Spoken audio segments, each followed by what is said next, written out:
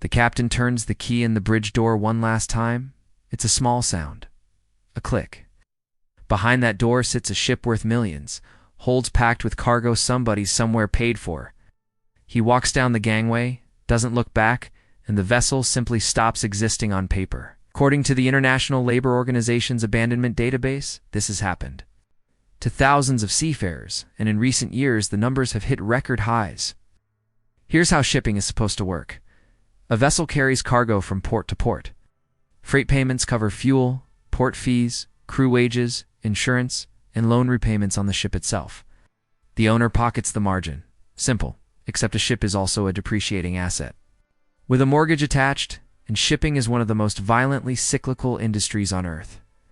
When freight rates boom, like the pandemic years, when a single container slot from Shanghai to Los Angeles reportedly topped $20,000, even a rusting 30-year-old bulk carrier prints money. When rates collapse, that same ship becomes a floating debt that burns cash every single day it exists. Fuel, insurance, port dues, wages, and underneath it all, the bank loan. Now ask yourself a question most people never think to ask. What happens when the ship is worth less than what it owes? In any other business, you'd file for bankruptcy, lawyers would circle, assets would be sold, but a ship isn't parked in a courtroom's jurisdiction. It's anchored off Jeddah, or stuck in a Turkish roadstead, or rotting at a berth in the Gulf. And the legal owner is very often not a recognizable shipping company at all. It's a single-purpose shell company. One vessel, one paper entity, registered in a jurisdiction the real owner may never have visited. That structure exists for exactly this moment. When the math turns negative, the people behind the shell simply stop answering emails. No bankruptcy filing, no press release. Silence. The crew finds out gradually. First, the wages stop. 1 month becomes 3, then the provisions stop arriving, and the fuel for the generators runs low, and a 100,000-ton vessel goes dark and hot in the middle of summer.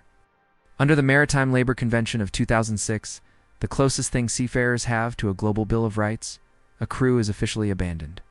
When the owner fails to pay wages for 2 months, or fails to cover repatriation and basic needs, the IMO and ILO keep a joint database of these cases, and it makes for grim reading.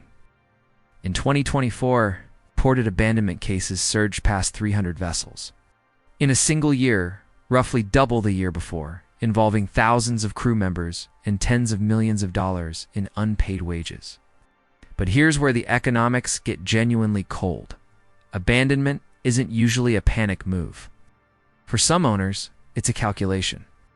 Take a vessel that's 25 years old, worth maybe $4 million as scrap. Now say it gets detained by Port State Control for safety deficiencies, or arrested by a fuel supplier over an unpaid bunker bill of $500,000. Fixing the deficiencies might cost $1 million. Paying the crew arrears, another few $100,000. Port fees pile up at thousands of dollars a day. At some point, the spreadsheet flips. Every dollar spent rescuing the ship is a dollar the owner will never see again. Because the shell company has no other assets, walking away costs the real owner almost nothing. The mortgage banks claim, the fuel suppliers claim, the crews claim, they all attach to a steel hull nobody wants, in a port nobody chose. That's not an accident of the system. Industry lawyers will tell you the one ship, one company structure was built precisely to make liability stop at the waterline. And the captain, he's frequently the last man standing. It's maritime tradition. And in many jurisdictions, maritime law treat the master as the owner's representative on board. If he leaves before the crew is settled, the cargo can be deemed legally exposed, and the insurance picture gets even murkier. So you get cases where masters stay aboard dead ships for over a year, unpaid guarding cargo for an owner who has vanished. The MV Amin, a small cargo ship detained off Egypt, became infamous when its chief officer, Mohammed Aisha, was made the vessel's legal guardian and ended up trapped aboard for roughly 4 years, alone for much of it, swimming ashore just to charge his phone and buy food. He was finally freed in 2021 after the International Transport Workers Federation intervened. For years, for a ship the owner had written off long before. Or consider what was sitting inside an abandoned ship in Beirut. The MV Rosas arrived in 2013 carrying around 2,750 tons of ammonium nitrate. It was detained over deficiencies and unpaid fees, and its owner walked away. The crew was stranded aboard for months.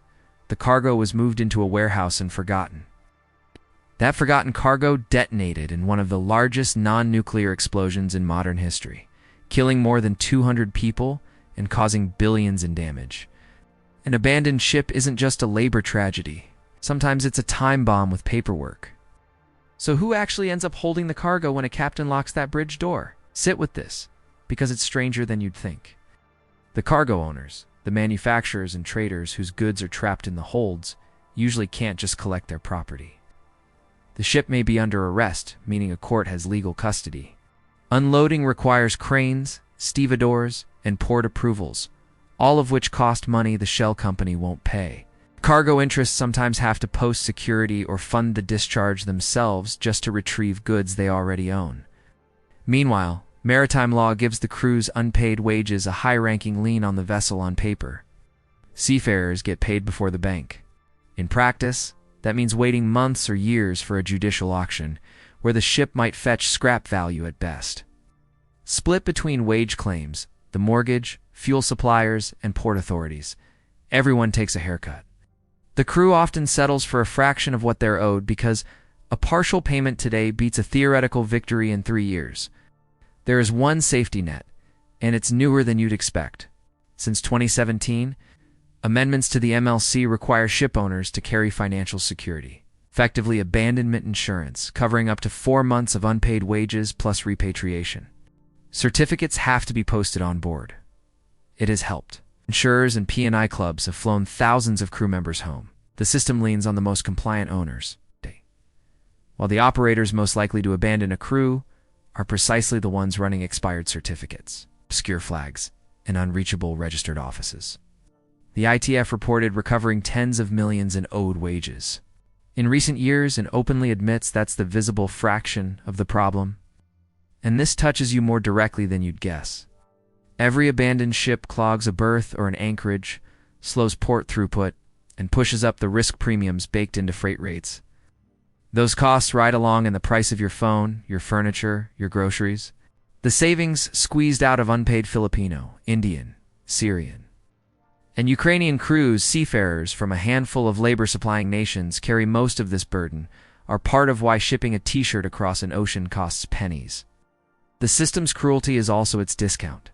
Here's the final twist. The ships most likely to be abandoned today aren't random rust buckets. Maritime analysts have flagged a growing overlap with the so-called shadow fleet, aging tankers operating under opaque ownership to move sanctioned oil. When one of those gets detained, there is no reputation to protect and no parent company to pursue. Abandonment isn't the failure mode of that business model. Some would argue it's the exit strategy. So the next time you read about a ghost ship swinging at anchor with a skeleton crew aboard, you'll know what really happened.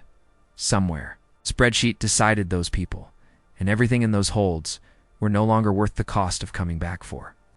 If you want to see what happens to these ships at the very end of the line, the beaches where they're torn apart, by hand, that story is even darker than this one.